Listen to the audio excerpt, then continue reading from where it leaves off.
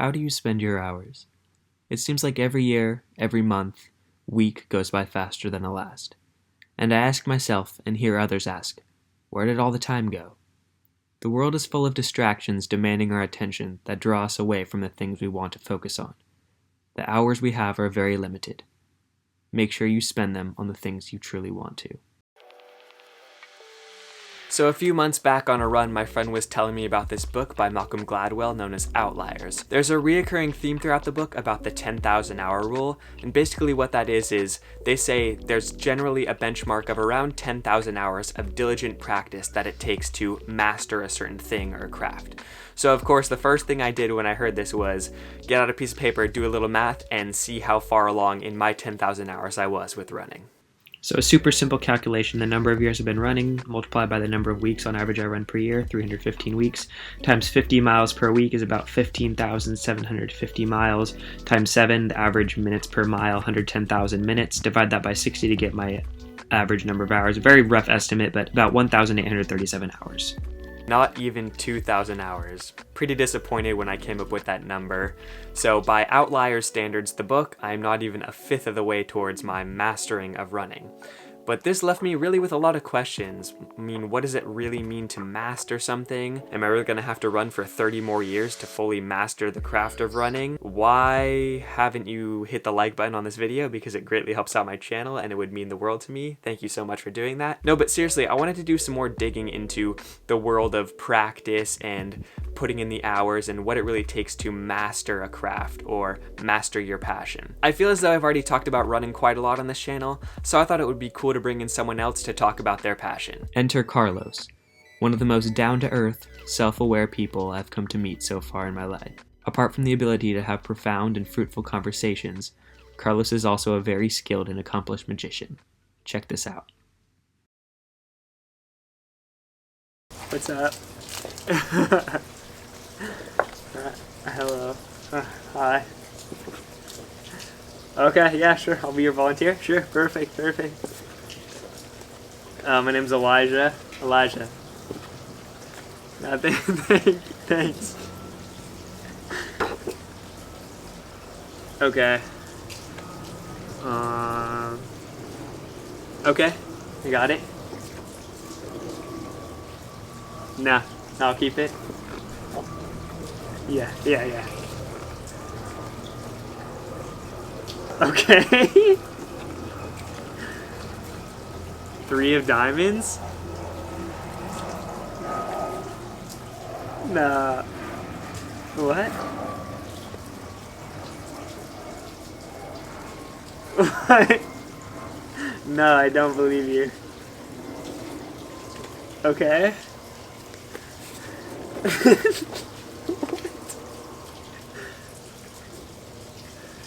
Dude, what? Which one did you say? The 3 of diamonds? 3 diamonds, yeah.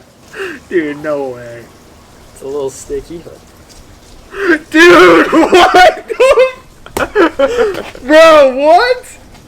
Carlos and I sat down for a while to talk about his start in magic, how far he is in his 10,000 hours, the possibility of mastering magic, and many other things. Unfortunately, there was a ton of play noise in the footage, but I used pretty much all that I could. It started, I had like 2 waves in magic. So, I mean, a common pastime is for people to get, or little kids to get magic kits, like for Christmas or for their birthdays or whatever. For me, it was a little different. I was at the promenade in Santa Monica with my parents. Okay.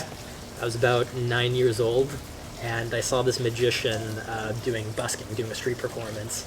And I'd always been like attracted to magic. I remember like seeing stuff on TV, and I was always interested in it, but I'd never seen it in person. Mm-hmm. And I told my parents, "Hey guys, stop! I want to see the magician." So we stopped, and my parents were pretty gracious, and we watched this guy, and he just blew my mind. I still remember there's probably a crowd of like 50 or so, pretty big for a busking crowd.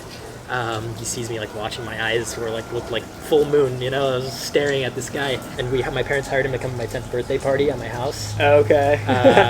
There you go. He made me float. We had like a sick little like party, really fun. And then he actually left behind a magic kit after. Okay.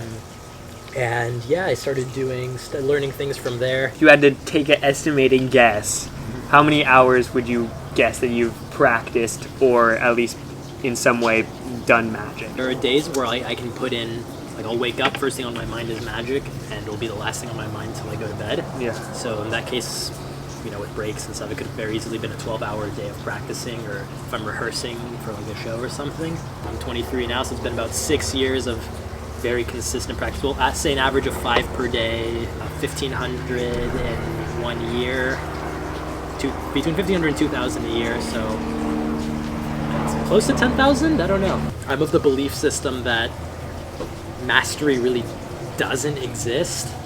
You can get like really good at something over like a short amount of time. You put in the hours and you're passionate. I think passion's key. But I don't think anyone ever really achieves, there's always room to grow. And all of like my mentors in magic, or any of like the really dope creatives that I've come across, they're the ones that always have the mentality like forever a student. I'm always learning. Mm-hmm. Like, yeah, you can put in 10,000 hours, and I mean, to me, it's like 10,000 hours is like the threshold. I mean, it's a base unit, obviously. It's just a number, but like for the most part, if you do 10,000 hours of something, you could probably do it professionally. As far as mastery comes, long way, and I'm going to be practicing every day for the rest of my life, Right. It's always a work in progress.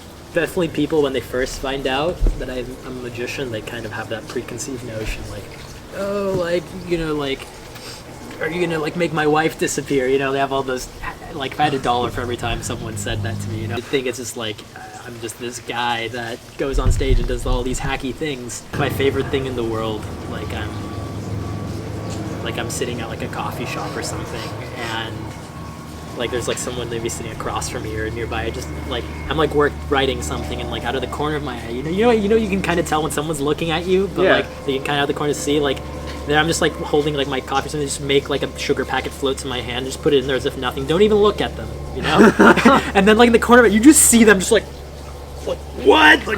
Like they just don't know how to react, and I think that's way more fulfilling than like going up. Hello, my name is Carlos. Nice to meet you. Would you like to pick a card? It's fantastic. Look at it. Remember it. I don't even know what trick I'm gonna do right now. I'll take it back. Put it back wherever you want. Yeah. Is that cool? Yeah, we'll leave it kind of make sure I don't want to see, but as long as the camera can kind of get it, that's good. Mm-hmm. Let's do this. You want to push it in? I don't know how good this is going to look on camera, but what's really weird, if I snap like this, you can see one card jumps into my back pocket. What was the card? 3 of clubs. Ding ding! Anyone who's like chasing a passion wants to put in the time and effort to get to where they want to be eventually. I mean, you kind of said it there. Be passionate. That's the most. I think that's the thing, that the biggest ingredient to success really in anything. You can only really be good at something, I think, if you really love it and are willing to put in the time and the effort to do it. So set goals for yourself, try and meet them, but don't be afraid of failure also, and push yourself, get out of your comfort zone, and just try and be a little bit better every day. Don't stop at 10,000, don't think that if once you hit 10,000 you're the master of the universe. It's all relative. I really want to thank Carlos for taking the time to come out and talk about his passion and journey with magic. I've always found it extremely helpful and insightful to get other people's narrative of how they view their craft. And if you're willing to listen, you can learn a lot from others. So there you have it. Although I do think the 10,000 hour rule kind of serves as a sort of benchmark for the amount of time and dedication it takes to be successful at something, I do not believe it is in any way the end-all be-all. So whether you're like me and you're over 8,000 hours shy of your 10,000 hours, or you're way past your 10,000 hours, well on your way to 20,000, keep doing what you love. Don't worry about how many hours you've practiced, just make sure you're enjoying yourself and the time you spend on your passion. As always, thank you guys so much for watching. Be good humans, do good things, search for happiness. Peace.